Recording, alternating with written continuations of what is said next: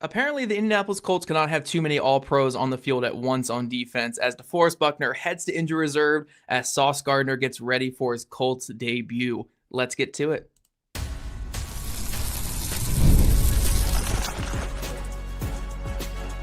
You are Locked On Colts, your daily Indianapolis Colts podcast.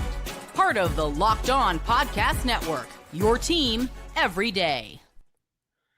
Thank you all for making Locked On Colts your first listen every single day. Part of the Locked On Podcast Network, your team every single day. Today's episode is brought to you by Gametime. Download the Gametime app, create an account, and use code LOCKEDONNFL for $20 off of your first purchase. Hello, everyone. My name is Zach Hicks, your resident film nerd of HorseshoeHuddle.com, and my partner in crime, Jake Arthur, is a credentialed Crocs on the ground for Round Table Sports. We're here giving you guys our typical Friday rundown, talking all about the Colts injuries, their offense, their defense, and our final expectations for this game in Germany. We're going to be with you guys pretty early on that game there. We're going to be done with work by noon on Sunday, Jake. It's going to be great for us. But Jake, let's start with this injury report here. Obviously, the biggest news of the week is the Colts ruled out DeForest Buckner on Thursday afternoon, which felt a little bit early for ruling a guy out. Now, they had the travel, so that was kind of a big part of it. We saw the Falcons rule out a couple players early as well. But the big shocker here on Friday, DeForest Buckner is going to be placed on IR. Now, I believe he has to miss 4 games minimum, not 4 weeks minimum. So he's out for this week, the bye week, and then 3 games following the bye week as well. Mm-hmm. Yeah, and, we're not used to start with the defense on our Friday shows, and I wish we weren't because of this exact issue. I guess if you're going to pick a slate of 4 games for him to miss, you'd rather him miss these next 4 than the last 4. But no, it's going to be a big deal, I think, because he does so many things well. He's very well rounded. He's awesome against the run. He's easily your best interior pass rusher. I mean, he's good for 2-3 big splash impact plays a game. And above all else, he's just a leader. Like, guys see what he's doing on the field and they know they need to kind of up the ante and match him a little bit. So this is a big deal. The Colts have been good against the run, really good lately. They're getting some sacks. I think they're top 5, top 10 in sacks right now as well. So this will be a hit. Realistically, it will be a hit. The good news is, for the first time in what seems like forever, they've got a little depth at defensive tackle. So we're going to see more Neville Gallimore. Going to see more Adetomiwa Adebaware. And shoot, since Buckner's going to be out at least 4 weeks, maybe Tim Smith makes his way onto the roster, at least as like the practice squad elevation on game days. So we're going to see what this depth looks like, but I wish it was not at the expense of Buckner.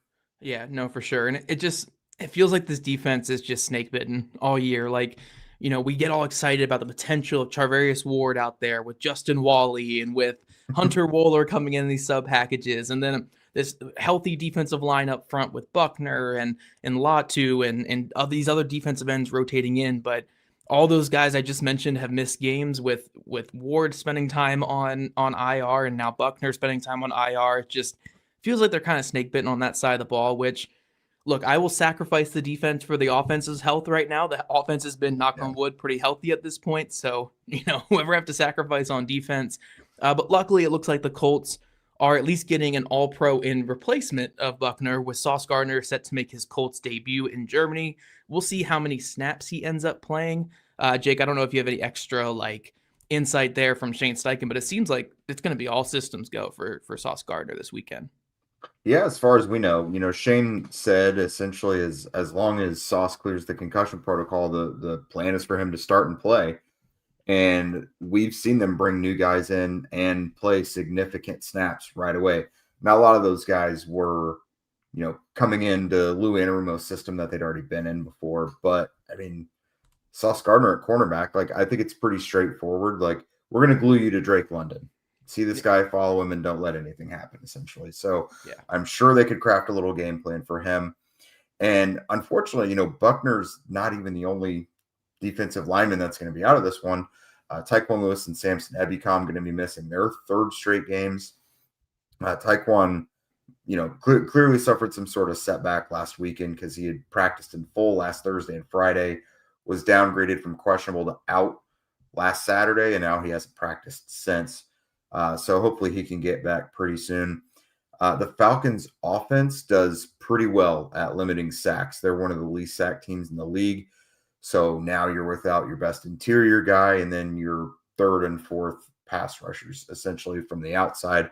Now, on the flip side of that, their guard depth is going to be a little iffy. Matthew Bergeron, their left guard, already been ruled out, and then Chris Lindstrom, their right guard, is questionable with a foot injury. So it could be just hobbled versus hobbled, and that kind of helps the Colts cancel it out. But I think regardless, they're going to miss having those three guys out there. Yeah, and on top of that, too, for the offensive tackle play with the Falcons, Caleb McGarry and Storm Norton are both out as well. They both been out, but that's just more to their tackle depth, too. So very banged up offensive line for the Falcons rolling into this game. Let's kind of roll this over just to talk about the game plan against Atlanta. You know, Michael Penix Jr. is a quarterback who throws the ball extremely fast, extremely powerful, young quarterback, but he does get a little panicky back there in the pocket, and we have seen some disaster games from him where he's just being too passive on throwing the ball down the field and just making a lot of mistakes that a young quarterback just can't afford to make. So I think for this Colts defense, Jake, first and foremost, it's make sure that Bijan Robinson doesn't beat you, because that's their otherworldly talent they have on that offense. He's just a fantastic player. And then also just keeping Sauce Gardner on Drake London and making it so other guys have to beat you. You know, this isn't like the Colts offense where if you take away Michael Pittman Jr., you can go to Tyler Warren and go to Alec Pierce and go to Josh Downs. This offense very much like lives and breathes by Drake London and Bijan Robinson. And we've seen in recent weeks when teams have taken away Bijan Robinson and limited Drake London, this Falcons offense has just grinded to a halt. So I think obviously, like, I know I'm not really like just saying anything too crazy here, but try your best to limit the two superstar players and don't let them get their chunk plays. And I think the Colts defense will be effective today, this weekend. Yeah, I think with Bijan Robinson, the offensive line being banged up is a big plus for the Colts, because then at that point, you're just worried about, you know, guys in their run fits and just staying disciplined and not missing tackles. And so I like Grover Stewart, Jermaine Pratt, and Zaire Franklin kind of leading the charge there, because Robinson is one of the best in the league at creating his own yards, making guys miss. His agility is like on 100. Like, he is very, very good at making guys miss. So yeah, I would obviously, that's first and foremost. Anytime you're facing the Falcons under any circumstances, that's the first guy you look at. I wanted to toss this one at you real quick though, see what you think. So obviously, Sauce Gardner on Drake London. Would you put Mekhi Blackman on Darnell Mooney and then have Jalen Jones cover Kyle Pitts? I don't really know if that's how it like would necessarily work out. Like maybe in some of their dime packages, you would have Jalen Jones work inside or Nick Cross work inside on him, and kind of do that. But I think ideally if you're playing man coverage, probably Jones or Cross on Pitts, but that's only for very specific situations. You know, it's not like basketball. Game, right? Yeah, it's not like a basketball thing where you're 5-on-5, like your man coverage all the time. There are a lot of zone concepts you attach to it, but I mean, Blackman just being on the outside and then the best of matchup of Jones or Cross on Pitts probably makes the most sense. Yeah, that one's going to be interesting. I do like the fact that, I mean, Penix has a ton of talent and then especially arm talent for days. But if you're going to be a little short-handed, especially if it's Buckner, I like Lou Anarumo cooking something up against a young quarterback in his second season like Penix. You know, I didn't watch whatever the Carolina game was, but Carolina seemed to have Penix in hell. So whatever they did, take some bits and pieces of that, and I would think apply it here to that matchup.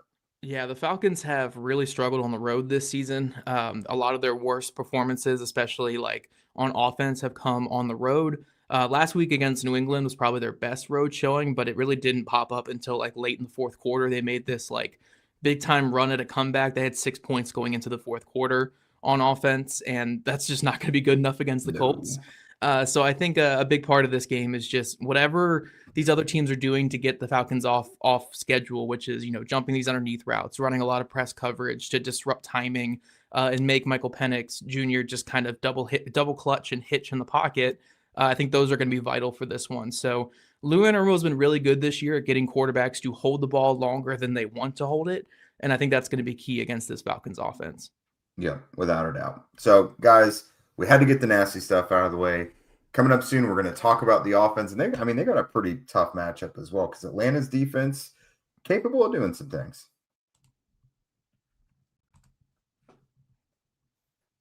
If you're still overpaying for wireless, it's time to say yes to saying no. At Mint Mobile, their favorite word is no. No contracts, no monthly bills, no overages, no hidden fees, no BS. I said yes to making the switch and getting premium wireless for just $15 a month. Mint makes it simple. All plans come with high-speed data and unlimited talk and text delivered on the nation's largest 5G network. You can even bring your own phone and keep the same number in contacts. I know that's one of the biggest apprehensions for people about switching providers. Not a worry with Mint. I love that you're getting the same quality service that you had before, but for just a fraction of the price. The setup's super easy. You keep your number and then you're running in minutes. So if you're ready to say yes to saying no, then make the switch at mintmobile.com/lockedonnfl. That's mintmobile.com/lockedonnfl. Upfront payment of $45 required, equivalent of $15 per month. Limited time new customer offer for first 3 months only. Speeds may slow above 35 gigabits on unlimited plan. Taxes and fees extra. See Mint Mobile for details. And the NFL season is in full swing. I cannot even believe the fact that we're already in week 10. And honestly, there is just nothing better than being in the stadium surrounded by fans cheering on your team. But let's be real. Getting tickets can be just a huge hassle. Between the queues, the login screens, and prices just sneaking up out of nowhere by the time you're ready to check out, it's pretty frustrating. But that's why you got to use Gametime. It's the app that gives the advantage back to fans. Gametime is fast, easy, and they're backed by the Gametime guarantee, which means you'll always get 100% authentic tickets delivered on time and at the best price. Plus, all the fees are included, so the price that you see is the price that you're actually going to wind up paying. I pulled up Gametime recently, and just a couple taps, I saw amazing deals talking about your favorite NFL matchups for as low as $100. The app makes it super simple. You can even see the exact view from your seat before you buy. I personally love the zone deals. That means that you pick the section, Gametime picks the seats, and then you save big. Honestly, it's just faster, cheaper, and less stressful than any other way I've bought tickets.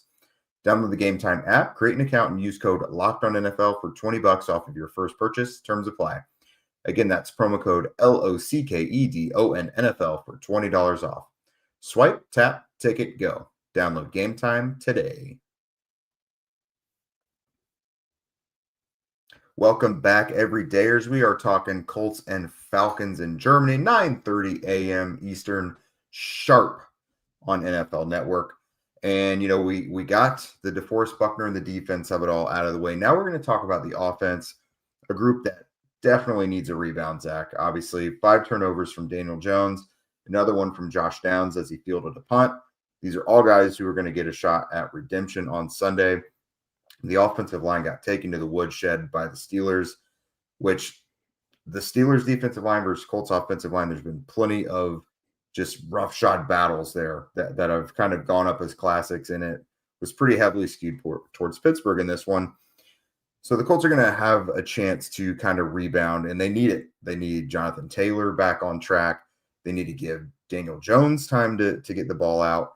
Just everything needs to look a bit different from how it did in Pittsburgh last Sunday. Yeah, for sure. You just don't want the mistakes to compile and turn into new trends, because a lot of what we were saying after that Steelers game is like, look, we have 8 games of them not being this kind of disaster compared to 1 game of them being a disaster. So as long as it doesn't become a trend, we can write it off as that one bad showing. And as someone put it to me when I was talking about it, it's like, I think overall the Colts offense outplayed the Steelers defense. They just had the 5 to 6 worst plays of the day. And you just can't win in the NFL if you have those 5 or 6 worst plays of a game. So yeah, it's about just getting back on track for the Colts. And while the matchup on paper looks a lot tougher against this Falcons team, the Falcons defense, I think, has played pretty admirable this year. One of the best safety tandems in football, as well as having AJ Terrell on the outside, who's a very good player. The defensive line is kind of a lot like the Colts defensive line, where they don't get a ton of like these quick pressures with like your Max Crosby level players on the outside, but they stack pressures because they rush really well as a unit, and they get after the quarterback well as a unit. And that's really where they got after like Josh Allen a couple weeks ago in their upset win against the Bills. So it's a well-coached unit on that side of the ball. I like what Raheem Morris has done. But I do think that this is a unit that the Colts can take advantage of. I'd be a lot more scared of the Falcons defense if Divine Diablo were playing, but he is currently on injured reserve. So their linebacker group, is toting out like Ronnie Harrison, not Rodney. Yes. Ronnie Harrison Jr. is going out there and playing linebacker. We all remember him from the Gus Bradley days here in Indy, playing a lot of linebacker. So I think that's exploitable in the run game, and that's where the Falcons have really been vulnerable in recent weeks. Yes. It's giving up a lot of runs on the ground. Their defensive tackles get displaced quite easily at the point of attack, which was an issue last week against Pittsburgh, where Hayward and Benton were just driving back the Colts interior, and it led to a lot of issues in the ground game. I think the Colts are going to be able to get back to just displacing forward, giving Jonathan Taylor the space he needs, and then he can go to work from there.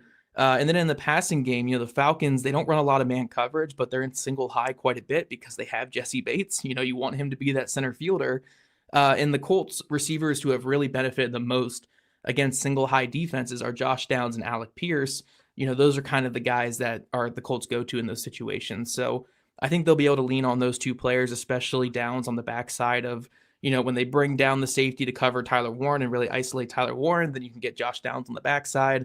I think the Colts are going to be able to find some success there. So I think, again, this Falcons defense is tough. They're competitive. It's kind of like the Cardinals defense to me from a couple weeks ago. But I think the Colts, as long as they just do what they typically do, I think they'll be perfectly fine. Yeah, that's a team where you mentioned single high. They also have some issues tackling. So you get past that second or that first unit, and you're more isolated with like the ball carrier or pass catcher having one guy to beat. Like that may be some hidden yardage there. Especially, you mentioned Josh Downs is a guy that can create his own yards. Obviously, Jonathan Taylor, Tyler Warren.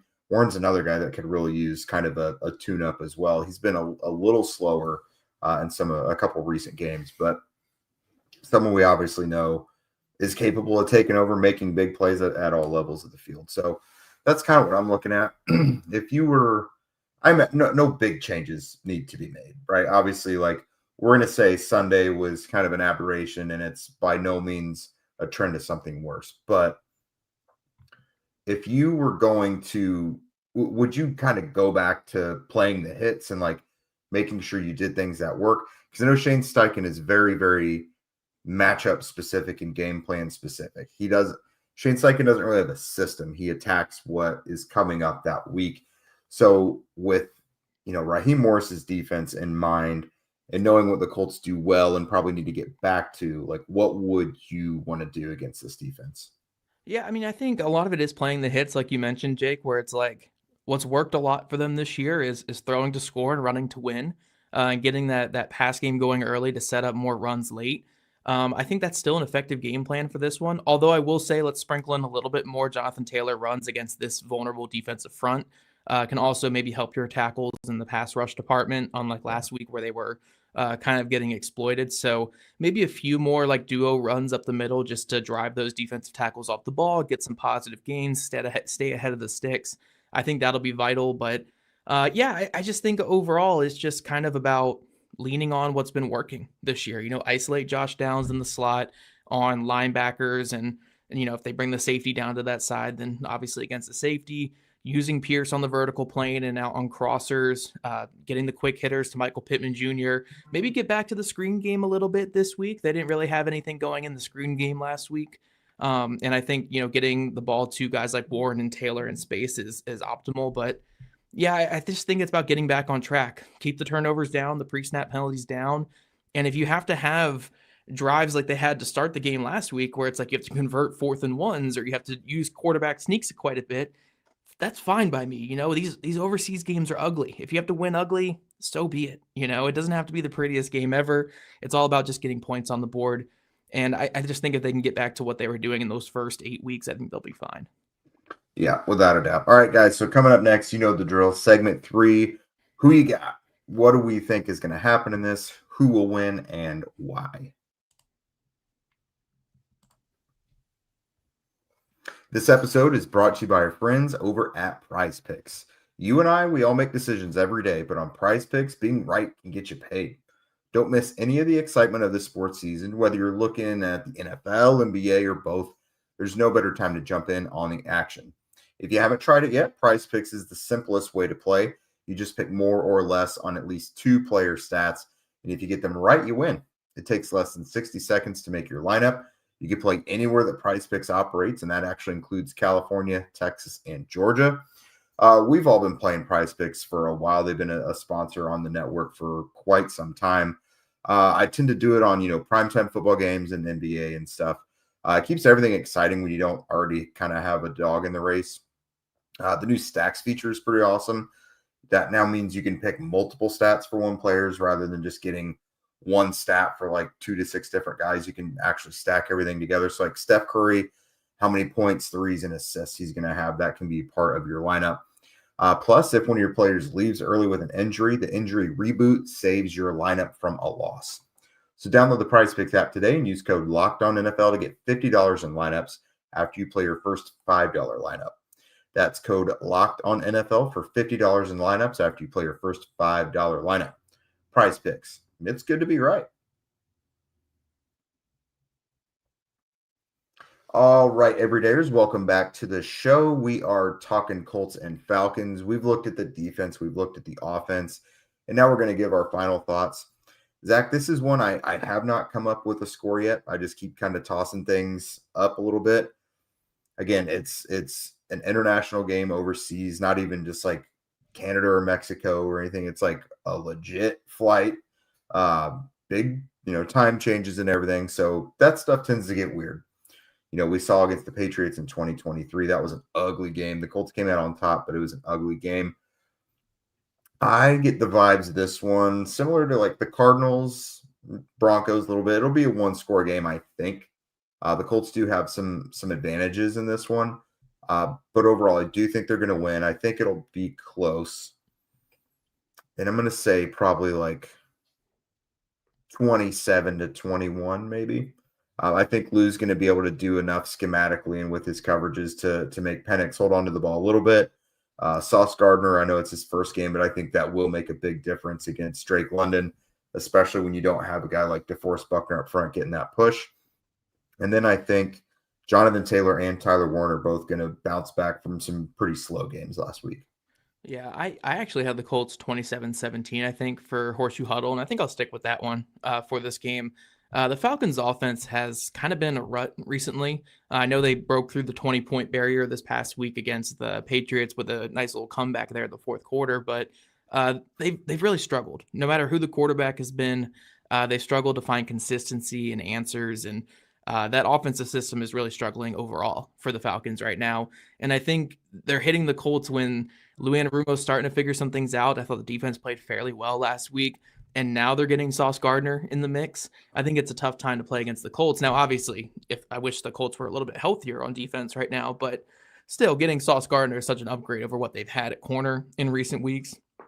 I think they're going to be able to get some extra pressure as a result because Lou's going to be able to do more things in the secondary. So I think the Colts defense is going to hold them under 20 points. I think they're going to have a good showing, get a couple turnovers on the board and help the offense get some points. I want to say the offense can go over 30, but these international games, like I said in the last segment, they're so ugly. They're just, there's so there's a lot of slipping on the field. There's a lot of just football, and it feels bad because we're not giving the international people our best product. It feels like we're giving them just these slugfest games. And I think to a degree, we're going to see some of that on Sunday from both these teams. But ultimately, I think this Colts team is ready for the moment. Again, like I've said all year, they're just a good football team, and good football teams bounce back from what happened last week, and they don't let things compile. And the Colts have taken care of business against every below 500 team they've played. Now, I think the Falcons are kind of like that Cardinals mirage where they're much better than what their record says. They're certainly capable of much more than what their record says. They're not like a Raiders team or a Titans team where those are bottom feeders in the NFL. I think the Cardinals and the Falcons are two pretty good teams that just have been on the wrong end of puck luck essentially this year. But yeah, I think this Colts team, again, if they're legit this year, they'll come back, take care of business here, and get into the bye week, get healthy, and get ready for that big showing against Kansas City coming out of it. But yeah, I think the Colts can do a lot of things. I think they're going to run the ball fairly well. I think the offense will get back to being like nice and effective and efficient. I think the Colts defense is going to have a really good day and hold them under 20 points. Okay. I like that. Okay, so we got to obviously do our bold predictions here. We have to have Adetomiwa in our predictions this week. I feel like we have to have him somewhere in there because this is his time. This is Adetomiwa's time, Jake. We've been waiting for this for like 3 years. I mean, he's actually finally been playing really well this time. So I always feel like I have mine on the defensive side of the ball. I'm going offense in this one. Okay. So Jonathan Taylor versus Bijan Robinson will not disappoint. I think they combined for 5 touchdowns in this one. Jeez. Well, Bijan's going to get 2 of Atlanta's 3. No. Bijan gets 0. Taylor gets all 5. Well, that's fair. Yeah. Me and Jonathan Taylor combined for 5 touchdowns this week. I would say Jonathan Taylor has done that before with 5 touchdowns against the Bills. But no, I think Jonathan has his 5th 3-touchdown game this year. And then I think Bijan has 2 of the 3 that I'm projecting Atlanta to get. I would love to get like a pick 6 in there, like a big guy. I've already successfully called a big guy pick before, so I don't need to do that again. But I usually lean heavily into interceptions and such, but I'm going offense this one. Yeah. I'm going with the Adetomiwa prediction, guys. I think my boy Adetomiwa Adebawore, 2.5 sacks in this game. Okay. Big thing to keep in mind, he's replacing where Buckner typically lines up on the line. Like, I'm assuming he's going to step into that role. Maybe he'll stay on his typical role and they'll put someone else there. But I think he's going to like go where Buckner was and they'll put JTT or someone like that in his role. And with the Falcons' backup offensive guard, Locked On Falcons, we were talking about this in the crossover the other day. Kyle Hinton is projected to start on the line, and I didn't even know who that was because I thought it was Chris Hinton, who was the. It's his son, isn't it? Well, I thought it wasn't. Is that the kid from Michigan? That's what I thought, but he said it wasn't the guy from Michigan, is what the Falcons guy told me. So I don't know. Maybe it's not. But yeah, like all I heard from Locked On Falcons when we talked about this was he's not good, and that's the biggest thing right there. He's not good. And Adetomiwa was kind of feasted when he gets those matchups that you're looking for this season. We remember go back to that Rams game where he was going against a backup guard in a lot of his rushes, and he had multiple big time wins there. He beat Will Hernandez cleanly a couple times against the Cardinals. So Adetomiwa's had some really, really good games this year. Now he's going to get his most pass rush snaps in a game all season, in my opinion. And I think we're going to get some really quick wins from him and moments where people are going to be like, oh my gosh, who is this? Buckner actually is playing on Sunday because he looks like Buckner the way he moves sometimes. I'm excited for my boy. I'm really excited for him. I think he's going to have 2.5 sacks in this one. So we've talked about throughout the season, the Colts often don't win quickly on the pass rush. Tommy does. Yeah, he's the one who wins quickly. Yeah, he is fast as hell off the line. Like, he just gets a couple slaps and a rip or a swim move in there, and he's in the backfield. So I like that. If he's going against a backup that is just not quick to react to a guy with violent movements like that, then I could see it. I mean, it's obviously rich. Not a lot of guys get 2.5 sacks in a game, but he's going to be playing a lot more than he normally does, and he's played pretty well this year. Yeah, for sure. One more prediction. I want to go to the offensive side of the ball here. The Colts had their first 2 receivers break 100 yards last week. Unfortunately, came in a loss because they were coming from behind the whole time, but Michael Pittman Jr. and Alec Pierce, I think they get their 3rd one this week, and I think it's going to be Alec Pierce yet again, hitting over 100 yards. The Falcons are like a cover 3 single high heavy team. Yes, you'll have Jesse Bates rotating to his side quite a bit, but what we've seen with the Falcons corners this year is if they don't get their hands on early, they are susceptible to getting beat deep. Pierce is one of the best receivers in the league, in my opinion, at beating press and stacking vertically. Even if it's against Terrell on the outside, I think he's going to be able to win on that vertical plane. So I think we're going to get a couple big shots to Pierce, and you'll have one of those like Alec Pierce stat lines, like 5 catches, 120 yards and a touchdown or something in this one. Yeah, I mean, by law, he has to average 20 yards per catch in a game. Yeah. If I'm not going defense again. I want to put Tyler Warren in there for something. Okay. He's either going to have 100 yards or 2 touchdowns, one of the 2. Well, then I guess we have the Colts scoring 50 points in this game, Jake. You have. Well, there are alternate realities in each of my. Which week are we going to predict the Tyler Warren touchdown pass? I was going to say, does it count if one of Jonathan's touchdowns is a pass from Tyler. Here's my, I don't know when it's going to happen, but when Tyler Warren throws his touchdown pass at some point this year, it's going to be to Mo Alley Cox is my guess.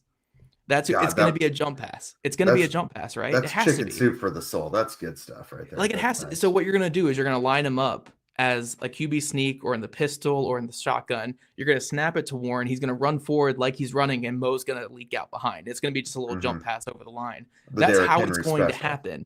But will it happen this week? I don't know. But I know it's going to happen at some point this season. I'm curious to see, like, I don't think Shane thinks this way, so probably not. I think he's going to try and do, like, what he normally would do if this was at Lucas Oil. But, like, again, just doing what you know works best. Like, you're on the goal line, get Jonathan Taylor the ball, just run power, do something to get him isolated on the outside. That obviously makes sense. Daniel Jones, QB sneak from the inch line. He wants to get exotic. He wants to get weird with it. And I think that will even go overseas. Yeah. One thing to keep in mind, guys, the Colts this season are undefeated at home. And technically, this is a home game for the Colts. True. We're trying to keep our undefeated streak at home here in Germany.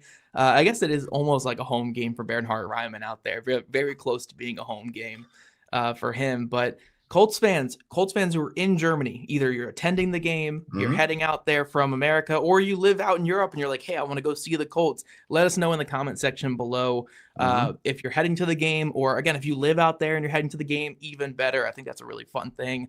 So German fans, Austrian fans that just love Bernhard Raimann, European fans, whatever it is, let us know in the comment section. We want to hear from you guys. And thank you guys as always for making Locked On Colts your first listen of the day. The NFL season's finally here, so for your next listen, get a double dose of the Locked On NFL podcast. Tyler the Madman Rowland gives you a shot of NFL espresso to start your football day, while Tony Wiggins takes you to the barbershop for the smoothest breakdowns to end the day. Find Locked On NFL on YouTube, wherever you listen to your podcast. If you guys want to become a Locked On Colts insider and chat with us directly and get that insider scoop, follow the link in our show notes. And if you don't already, follow Locked On Colts at Locked On Colts, at Jake Arthurfell, and at Zach Hicks 2, all on socials. Also subscribe to us on YouTube or wherever you listen to your podcast. We love your guys' ratings and views as well. You guys have a great day, and we'll catch you guys bright and early Sunday morning, or at least early Sunday afternoon for our post-game Colts squad show.